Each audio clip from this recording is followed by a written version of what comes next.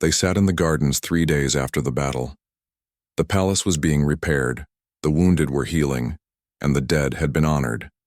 The violet trees still hummed in the wind, and the twin moons still hung in the sky. But everything felt different now. Valara looked at Jiho, really looked at him. He was tending to the flowers like he always did, his hands gentle on the stems. Those same hands had killed dozens of warriors. It did not make sense. "Tell me everything," she said quietly. "No more secrets. I deserve to know who I married." Jiho set down his gardening tools and sat beside her. For a long time he did not speak. Then he began. "I grew up on Earth during the first contact period. I was 20 when the Krell attacked our outer colonies. Everyone thought humanity would be easy to conquer. We were new, primitive, scattered. No one expected us to fight back." He looked at his hands. "I was just a soldier then. Nothing special. But I was good at thinking different, at seeing patterns others missed. They promoted me quickly. To what? Eventually to commander of the First Contact Defense Initiative. My job was to keep humanity alive." He smiled sadly. "I was very good at my job. Too good. I won battles we should have lost. I turned defeats into victories. I used tactics the other species had never seen. I made the Krell fear us. The Ghost of Terra. They called me that because I struck from nowhere and disappeared. Because I was everywhere and nowhere. Because I turned their own tactics against them." He paused. "But there was a cost. Every victory required harder choices. Every battle made me colder. I stopped seeing enemies as people and started seeing them as problems to solve." Valara took his hand. "What happened?" "The wars ended.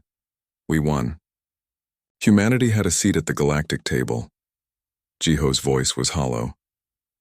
"And I realized I did not know how to do anything except fight. I looked at my reflection one day and did not recognize the person staring back. I had become a weapon, nothing more. So you disappeared." "I quit. They did not want me to. They said I was too valuable, that humanity needed me. But I was done. I took a new identity and found the quietest place I could. I fixed machines because it was the opposite of breaking things. I kept my head down and tried to remember what it felt like to be human. And then I found you." Jiho looked at her and smiled, a real smile this time. "And then you found me, a desperate princess who needed help. You did not know who I was. You just saw a repairman with kind hands. And I thought maybe, just maybe, I could be that person you saw. Just a simple man living a simple life. But you are not simple." "No. But I wish I was." He squeezed her hand. "When you asked me to marry you, I knew it would be complicated. I knew my past might catch up with me. But you look so tired, Valara. So alone. I recognized that feeling. And I thought if I could help you find peace, maybe I could find it too." They sat in silence for a while. Then Valara asked, "Do you regret it? Marrying me?" "Never." Jiho's voice was firm. "These past months have been the happiest of my life. Fixing your estate, reading in the library, watching the sunset with you. That was real. That was who I want to be. But you fought for me. You became the ghost again. I became a man protecting his wife. There is a difference." He looked at her seriously. "I did not fight because I wanted to. I fought because the only thing I hate more than violence is seeing someone I care about in danger. You matter more to me than my promises to myself." Valara felt tears on her face. "I did not know. I thought this was just politics. I thought you were just being kind." "I was. But somewhere along the way, it became more. You became my friend, my partner, my home." Before Valara could respond, Lady Merson came running into the garden. "Princess, ships are approaching. Imperial markings." They rushed to the command center. On the screens, a fleet of elegant Talvarian vessels emerged from hyperspace. And at the center was the largest ship Valara had ever seen, the Emperor's personal flagship. "My father," Valara whispered. An hour later, they stood in the palace's main hall. The emperor swept in with 100 guards and advisors. He was massive, even for a Talvirian, with golden skin instead of blue. His 6 eyes studied Jiho with interest. "So this is the human who embarrassed the Krell Dominion," the emperor said. His voice was deep and powerful. "The ghost of Terra himself." Jiho bowed slightly. "Your Majesty." "Do not bow to me, Commander. Warriors of your caliber bow to no one." The emperor turned to Valara. "Daughter, you chose well, it seems." "You knew?" Valara asked. "You knew who he was when I married him?" "Of course." The emperor's eyes twinkled. "Do you think I do not have intelligence reports? When you sent me the marriage documents, I had your husband investigated immediately. Imagine my surprise when I learned you had married one of the most dangerous humans alive. Then why did you allow it?" The emperor sat down heavily. He suddenly looked very old. "Because I am dying, Valara. I have perhaps a year left, and your brother Vekthar will take the throne when I am gone. He is ruthless and cruel, and he will destroy everyone who opposes him, including you. So you let me marry Jiho because you hoped he would protect me." "I did, and I was right." The emperor looked at Jiho. "You could have run when the Krell came. Commander Yuna gave you that option, but you stayed. You fought. You protected my daughter." "She is my wife," Jiho said simply. "Yes, and that makes you family." The emperor stood. "I am here to make you an offer, both of you. Come back to the capital, Jiho. I want you to command my forces. Help me prepare for what comes after my death. Help me protect the Empire from my son." Jiho and Valara looked at each other. Then Jiho shook his head. "Thank you, Your Majesty. But no." The emperor's eyes narrowed. "You refuse? Do you know what I am offering? Power, wealth, influence beyond measure? I know, and I do not want it." Jiho gestured around the room. "This is enough for me. This estate, this life, this person beside me. I told you I retired for a reason. I meant it, even though you are clearly still capable of fighting. Especially because I am still capable." Jiho met the emperor's gaze steadily. "Your Majesty, I have spent my whole life being a weapon. I was very good at it. But weapons do not get to choose their targets. Someone else always decides. I am done with that. And if the Empire falls, if Vekthar starts a war, then find someone else to fight it. I am staying here with my wife, tending my gardens and living quietly. Unless someone threatens us again, I am done fighting." The emperor stared at him for a long moment. Then he started laughing, a huge booming sound that filled the hall. "You are either the bravest man I have ever met or the most foolish, perhaps both." "Definitely both," Valara said, smiling. The emperor turned to her. "And you, daughter? I can give you position now, make you third in succession. You could have real power. I appreciate it, father, but I also decline. I am happy here." "Happy." The emperor said the word like it was foreign. "When did we stop valuing happiness?" He sighed. "Very well. I will not force you. But know this. When Vekthar takes the throne, he will not forgive what happened here. He paid the Krell to kill you, and they failed.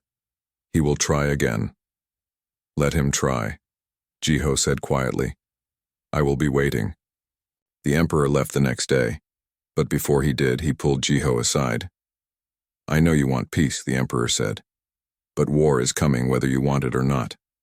When it does, I hope you remember that there are good people in this empire worth protecting.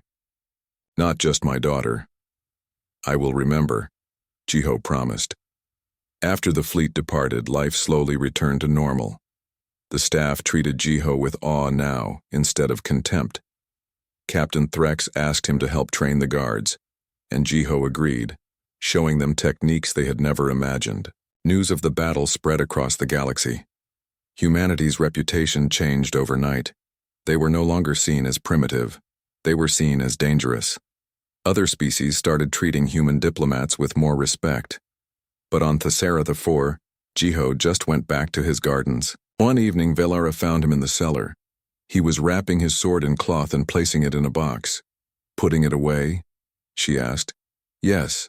I hope I never have to use it again." "But you will if you need to." "I will." He closed the box and locked it, but only for the things that matter. For you. For our home. For peace. They went outside and watched the twin suns set.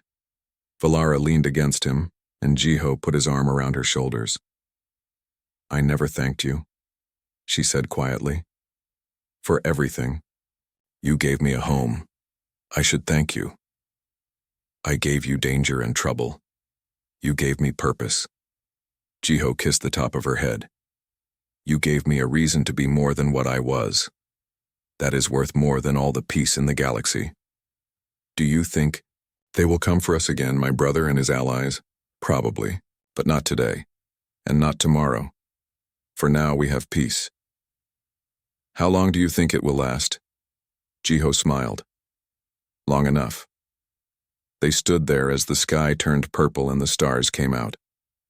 In the distance, the violet trees hummed their eternal song, and in that moment, the ghost of Terra was just a man standing with his wife watching the universe turn. It was simple. It was quiet. It was everything he had ever wanted. And if anyone tried to take it from him, they would learn what humanity had learned long ago. The most dangerous warrior is not the one who loves to fight. It is the one who loves peace enough to do anything to protect it. The drop pods hit the ground like meteors. Krell warriors poured out, their armor gleaming black in the twin moonlight. They were big, nearly as tall as Captain Threx, with 4 arms and weapons that crackled with energy. There were hundreds of them. In the command center, Valara watched the sensors light up with enemy contacts. "Jiho, there are too many." "I know." His voice came through calm and steady on the communicator. "Trust me," she wanted to scream. How could he be so calm? They were about to die. Then the estate's defenses came alive. The garden fountains that Jiho had been repairing rotated and revealed hidden plasma cannons. The decorative lights around the palace walls turned out to be targeting lasers. The climate control towers that everyone thought were broken started firing missiles. The first wave of Krell warriors ran straight into a kill zone. Explosions tore through their ranks. The survivors scattered looking for cover. "What is happening?" Captain Threx shouted. He was standing on the palace walls with his guards, watching in shock. Jiho appeared beside him. But he did not look like the quiet repairman anymore. He wore a sleek combat suit that looked more advanced than anything the Talvarians had. In his hand he carried a sword. It was simple in design, just a straight blade, but it glowed with a plasma edge that made the air shimmer. "I made some improvements to the estate," Jiho said. "While I was fixing things," Threx stared at him. "You are actually him, the ghost." "Today I am." Jiho activated a holographic display from his wrist. "Listen carefully. I am going to thin their numbers. I need you and your guards to hold the main gate. Do not try to be heroes. Stay behind the shields. Let the automated defenses do most of the work. Where will you be?" Jiho looked out at the Krell forces regrouping in the forest. "Hunting." He jumped off the wall. Valara gasped as she watched on the sensors. Jiho dropped 20 feet and hit the ground rolling. Then he was running, faster than she thought possible, straight toward the enemy. A Krell warrior spotted him and fired. Jiho twisted and the shot missed by inches. He closed the distance in seconds. His sword moved in a blur. The Krell's forearms and fancy armor did not help. The warrior fell in 2 pieces. 3 more Krell rushed him. Jiho moved like water, flowing around their attacks. His sword sang through the air. Each strike was perfect, each movement calculated. In 10 seconds all 3 were down. "Impossible," Threx whispered. "No one moves like that." But Jiho was already gone, disappearing into the forest. On the sensors, Valara watched as enemy contacts started blinking out one by one. The Krell commander, a massive warrior with red markings on his armor, roared orders. "Find the human! All units converge on the forest!" 50 Krell warriors rushed into the trees. Jiho was waiting. He had prepared the forest too. Traps he had hidden over months. Sensors he had buried, weapons he had stashed. Now he activated them all. The forest became a nightmare. Trees exploded, showering the Krell with burning shrapnel. The ground gave way beneath their feet, dropping them into pits lined with energy spikes. Automated turrets popped up from beneath the violet grass and fired in controlled bursts. And through it all, Jiho moved like a ghost, striking from shadows and disappearing before the Krell could respond. He did not fight fair. He did not fight with honor. He fought to win. Back at the palace, Captain Threx was learning to respect human tactics. The Krell who made it through Jiho's forest arrived tired, wounded, and terrified. When they tried to charge the main gate, they hit overlapping fields of fire from the automated defenses. Threx and his guards just had to pick off the survivors. "This is not a battle," one of Threx's guards said in awe. "This is a slaughter." "This is what humans do," Threx said. "They turn everything into a weapon, even a garden." In orbit, the Krell commander watched his forces get torn apart and snarled in rage. "Send in the elite guard, and prepare to bombard from orbit if they fail." 20 new pods dropped from the sky. These warriors were different. Faster, stronger, better equipped. They moved in perfect formation, covering each other as they advanced. Jiho watched them from his hiding spot and knew these would be harder to kill. So he changed tactics. He triggered every remaining trap at once, forcing the elite warriors to split up. Then he went after them one by one. The fights were harder now. These Krell were good, really good. But Jiho was better. He used the terrain, the weapons he had hidden, and 3 decades of combat experience. He made every motion count, wasted no energy, took no unnecessary risks. But there were so many, and he was just one man. A Krell blade caught his shoulder, drawing blood. Another shot grazed his leg. He kept fighting, but he was slowing down. Then Captain Threx's voice crackled in his ear. "Human, fall back to the palace. You cannot win out there alone." "Not yet," Jiho panted. He parried a strike and countered with a kick that sent a Krell warrior flying. "Still have work to do, you stubborn fool." But there was respect in Threx's voice. Valara watched the whole thing from the command center, her heart's pounding. She saw Jiho getting surrounded. She saw him bleeding. She saw him fighting against impossible odds. "He is going to die," Lady Mearson whispered beside her. "No." Valara's hands tightened on the console. "He will not. I will not let him." She opened a channel to the Krell command ship. "This is Princess Valara of House Talavesh. I surrender. Take me and leave my husband alone." "No." Jiho's voice roared through the communicator. "Valara, do not—" "I'm sorry, Jiho." Tears ran down her face. "But I will not let you die for me." The Krell commander appeared on her screen, smiling. "Very wise, Princess. Have your humans stop fighting and we will consider your offer." Valara opened the palace-wide channel. "Jiho, please, stop fighting. I am ending this." For a moment, there was silence. Then Jiho's voice came back and it was very cold. "No, you are not." On the sensor display, something changed. Jiho stopped defending. He went on the attack. He moved faster than before, striking with brutal efficiency. He stopped trying to wound and started going straight for kills. The remaining elite guards fell one after another, and then Jiho did something crazy. He activated a jump pack hidden in his suit and launched himself toward the Krell command ship in orbit. "What is he doing?" Valara screamed. "Something insane," Threx said, but he was grinning. Jiho hit the ship's hull and burned through with his plasma sword. He disappeared inside. On the Krell command channel, Valara could hear alarms blaring and warriors shouting. Then the Krell commander appeared on screen, and there was fear in his eyes. "Fall back. All units, return to the ships. He is on board." "He is on board." Jiho's voice came through, slightly out of breath. "Hello, Commander. Remember me?" The transmission cut to static. The Krell ship started to pull back from orbit. On the ground, the remaining warriors retreated in panic, running for the extraction points. 10 minutes later, the Krell fleet jumped to hyperspace and disappeared. Jiho came walking out of the forest as the sun started to rise. His suit was damaged, his sword was dark with alien blood, and he was limping. But he was alive. Captain Threx met him at the gate. The big reptilian warrior stared at Jiho for a long moment. Then he saluted, fist to chest. "I've never seen anything like that," Threx said quietly. "You fought like a demon." "I fought like a man protecting his home," Jiho said. He looked up at the palace. "Is she safe?" "See for yourself." Valara came running down the steps. She threw her arms around Jiho, not caring that he was covered in blood and ash. "You could have died," she sobbed. "You could have died, but I did not." Jiho held her gently. "I told you. I keep my promises." All around them, the household staff and guards stared in shock at this quiet repairman who had just defeated an army. The ship appeared in orbit 3 days after the threatening message. It was small, fast, and painted with Earth Alliance markings. Valara's guards detected it immediately and went to high alert. "Should we shoot it down, Princess?" Captain Threx asked. Valara looked at Jiho. "It is from your world." Jiho stared at the screen showing the ship. His face was very still. "No, let them land. I know who it is." A single figure emerged from the ship an hour later. She was human, shorter than Jiho, with dark hair pulled back tight. She wore a military uniform that looked well used.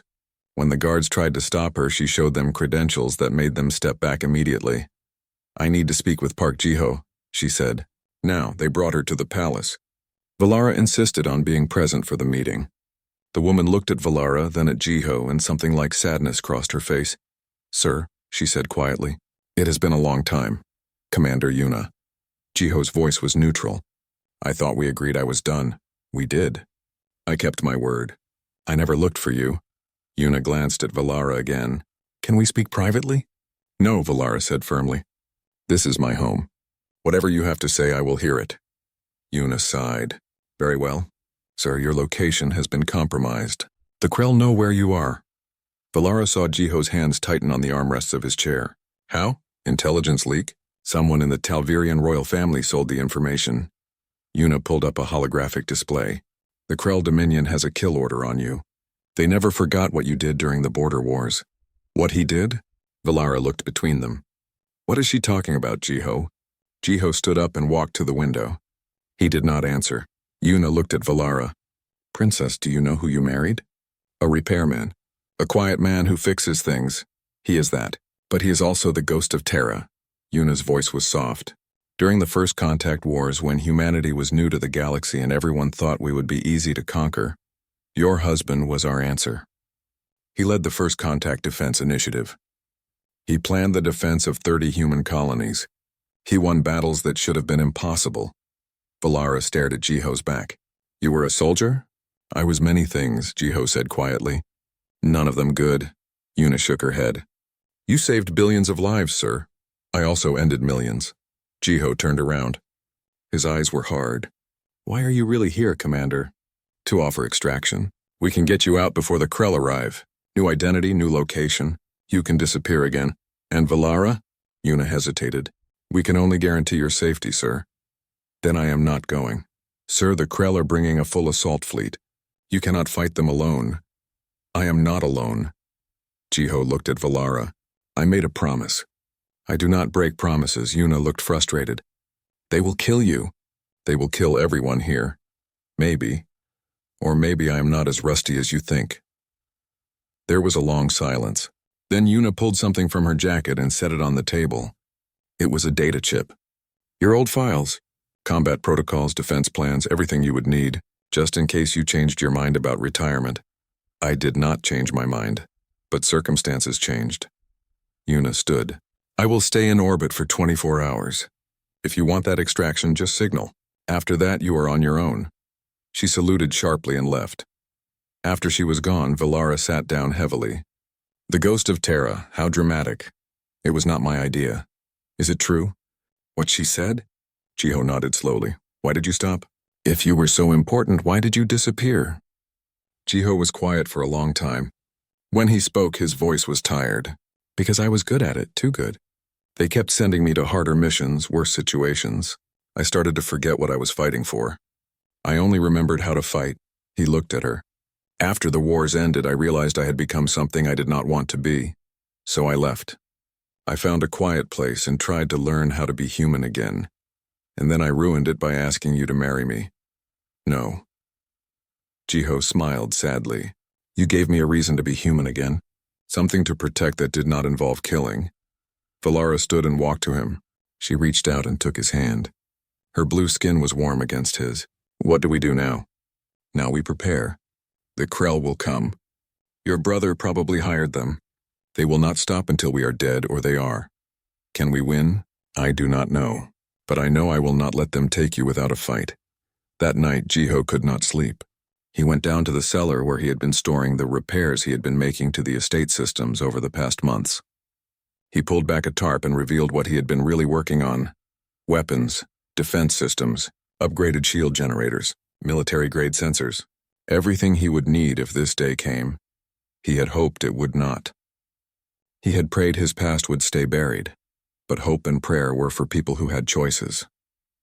Jiho just had his skills and his promise. He picked up the data chip Yuna had left and plugged it into a terminal. Files flooded the screen. Battle plans. Training manuals. Lists of every technique he had ever developed, and there in a subfolder was the location of his old gear.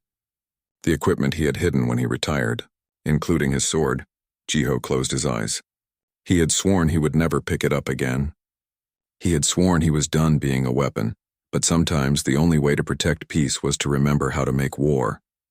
He opened his eyes and began to plan. 3 days later, the sensors detected incoming ships. 15 vessels, all bearing Krell military markings. They were not trying to hide. This was an execution, not a battle. Captain Threx came running to find Jiho. "They are here. What do we do?" Jiho was in the garden, staring at the violet trees. He looked calm, too calm. "Evacuate all non-combat personnel to the underground shelters. Anyone who can fight, give them weapons and put them on the walls. That is only 20 guards. We cannot hold against a fleet." Jiho turned and looked at Threx. The guard stepped back. There was something different in Jiho's eyes, something cold and ancient and very dangerous. "Do what I said, Captain, and then come back here. We have work to do." As Threx ran off shouting orders, Valara appeared. "Jiho, get to the shelter, Valara." "No, I will not hide while you fight. Then go to the command center. I need someone I trust watching the sensors and communications." "What are you going to do?" Jiho smiled, but it did not reach his eyes. "Something I promised myself I would never do again." A holographic image appeared above the palace. Prince Vekthar, Valara's brother, looked smug and cruel. "Dear sister, I am giving you one chance to surrender. Come out, leave the human, and I will let you live as a prisoner. Refuse, and my Krell friends will turn your pretty palace into dust." Valara looked at Jiho. Jiho looked at the hologram. Then he spoke, his voice carrying across the open channel. "Tell your Krell friends that the ghost says hello, and tell them I am not retired anymore." The transmission cut off. For a moment there was silence. Then the first drop pods started falling from the sky. The estate on Thesara IV was more beautiful than Jiho had expected. The palace was made of crystal that caught the light and threw rainbows across the violet grass. Strange trees grew everywhere with leaves that hummed in the wind. 2 moons hung in the sky, 1 silver and 1 gold. Valara showed him to his room. It was huge, with windows that looked out over the forest. The bed could fit 5 people. Everything was clean and expensive and utterly alien. "This is where you will stay," Valara said. "My rooms are on the other side of the palace. We will maintain separate quarters as agreed." "This is fine," Jiho said. He set down his small bag. Everything he owned fit in 1 bag. Valara hesitated at the door. "The staff will bring you meals. If you need anything, just ask. I have to meet with my advisors now." "There is much to explain." "I understand." She left. Jiho sat on the bed and looked around his new prison. Because that was what it was, really. Even if the bars were made of crystal and silk. The first few days were strange. The household staff looked at him like he was a pet Valara had brought home. They whispered when he walked by. The guard smirked. A bird-like alien named Lady Merson, who was Valara's chief advisor, watched him constantly with sharp yellow eyes. "A human," Merson said to him on the 3rd day. "The princess married a human.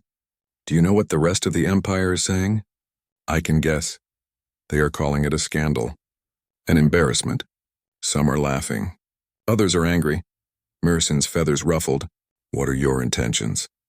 "To live quietly and bother no one." Merson did not look convinced, but Jiho meant it. He spent his days walking the grounds, studying the gardens, fixing things that were broken. The estate had old machinery that nobody had maintained properly. Jiho fixed the water pumps and the climate controls. He repaired the communications array and the solar panels. The head guard, a massive reptilian alien named Captain Threx, found him under a transport vehicle one afternoon. "What are you doing, human?" Threx's voice was like grinding rocks. "The stabilizer was making a weird noise," Jiho said from underneath the vehicle. "Should be quiet now." Threx snorted. "You are a repairman?" "Among other things." "The princess married a repairman." Threx laughed, a deep booming sound. Come, little human. Show me what you can do in the training yard. Jiho slid out from under the vehicle and looked up at Threx. The guard was 7 feet of solid muscle, with scales like armor and claws like knives. I am not much of a fighter. I thought all humans were warriors. That is what the reports say from the border conflicts. Not me. I fix things. I do not break them. Threx looked disappointed. Pity. He walked away. But not everyone was hostile. Valara started joining him for meals. At first they ate in silence, but slowly they began to talk. She told him about growing up in the Imperial Palace, about her brothers and sisters, about the politics and the games. I was always the spare, she said one evening. Third daughter. Not important enough to matter, but important enough to be used. Is that why your father was willing to let you marry me? Jiho asked. Probably. I am more useful to him as a scandal than as a warlord's wife. She picked at her food. What about you? Do you have family? Not anymore. I'm sorry, Jiho shrugged. It was a long time ago. Valara studied him with her 4 eyes. You are a strange man, Jiho. You never complain. You never ask for anything. You just fix things and tend the gardens and read books in the library. Is that bad? No, it is just unusual. Most people want something. Power, money, fame. You seem content with nothing. Jiho smiled. Maybe I already had all those things and learned they were not worth much. She looked at him for a long moment, then changed the subject. As weeks turned into months, Jiho settled into a routine. He woke before dawn and practiced forms in the empty courtyard, moving through exercises that looked like dance. He tended the gardens, learning which alien plants needed water and which needed shade. He fixed everything that broke, and the staff slowly stopped sneering at him. Lady Merson was the first to warm to him. She found him in the library one day, reading a book about Talvarian history. You can read our language? She asked, surprised. I have always been good with languages.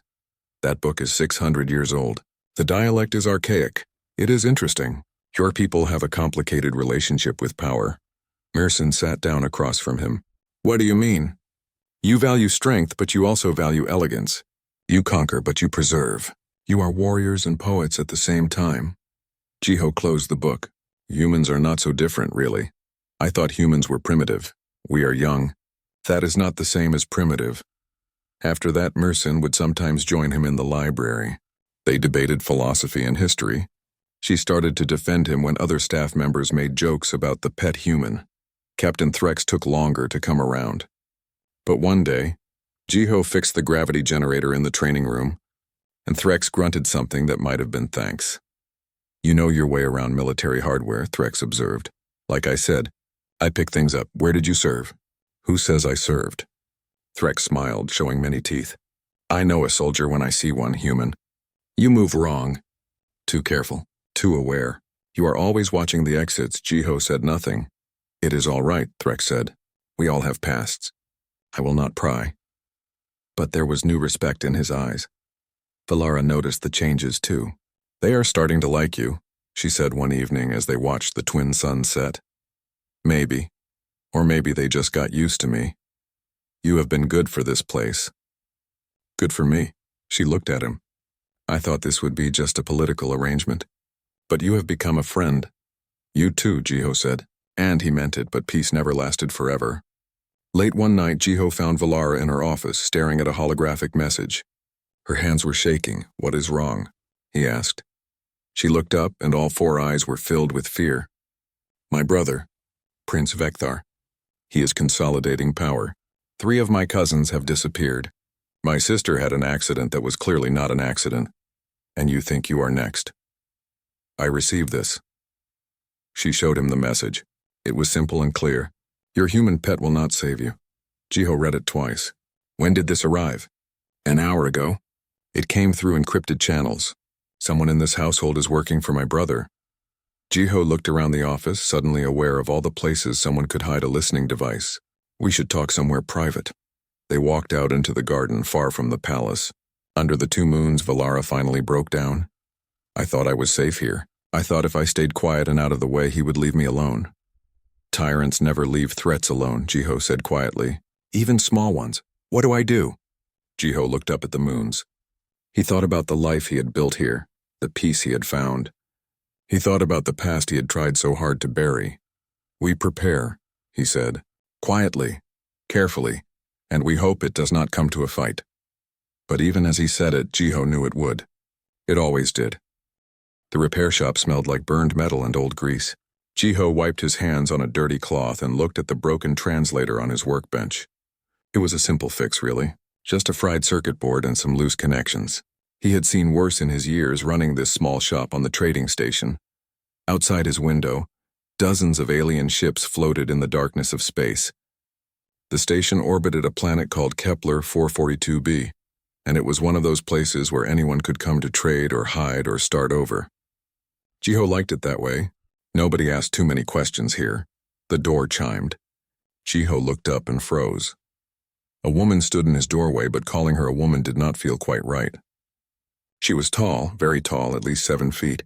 Her skin glowed with a soft blue light, and she had 4 eyes that looked at him with obvious worry.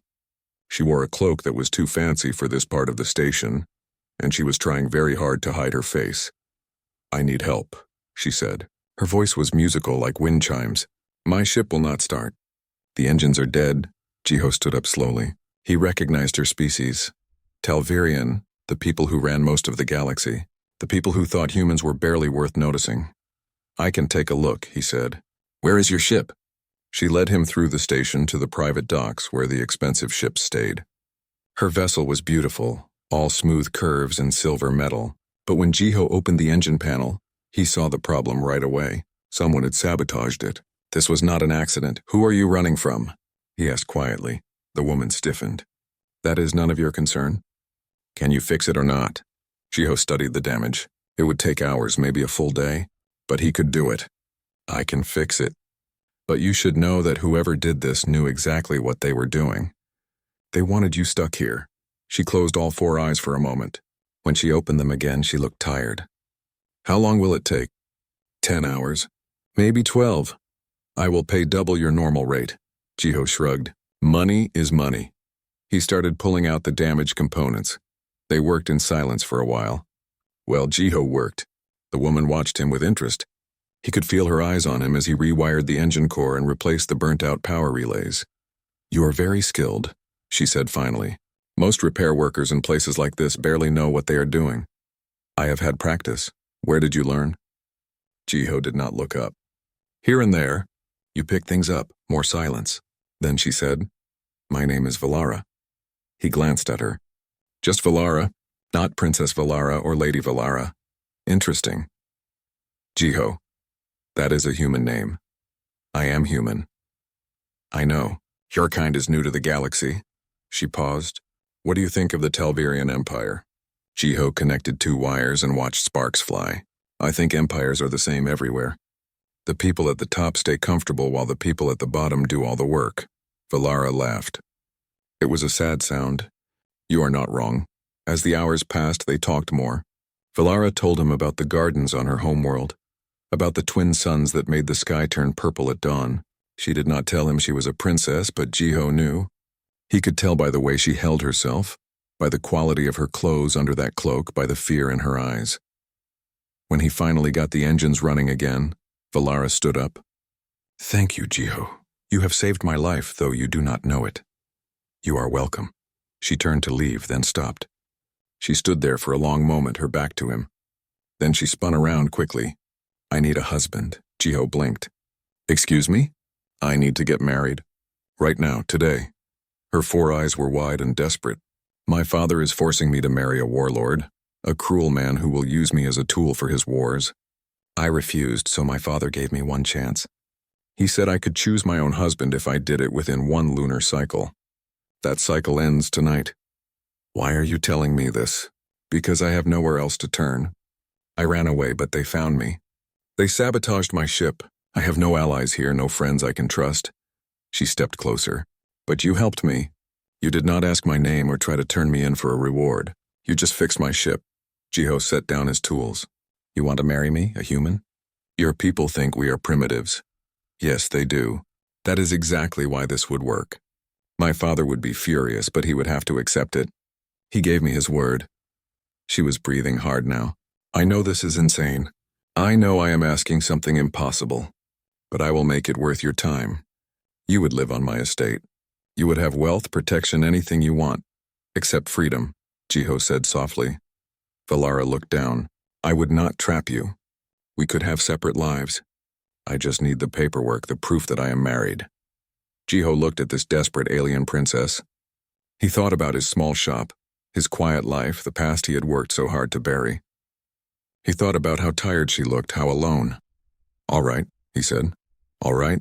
I will marry you, Valara stared at him. Just like that? You do not want time to think about it? Jiho smiled. You said you are out of time. Besides, I do not have anything holding me here. They were married 2 hours later by a station magistrate who looked bored and drunk. The ceremony took 5 minutes. Valara sent a photo and signed documents to her father immediately. Then they boarded her newly repaired ship and left the station. As they jumped into hyperspace, heading toward some planet Jiho had never heard of, Valara sat in the pilot's chair and stared at the stars. Thank you, she whispered. Jiho sat in the co-pilot seat. You are welcome, wife. She laughed, and this time it sounded real. You are either very brave or very stupid, husband. Maybe both, Jiho said. He did not tell her about his past. He did not tell her why he recognized the sabotage on her ship, or how he knew exactly which circuits to bypass. He did not tell her that he had run away too in his own way. Some secrets were better left buried, for now at least.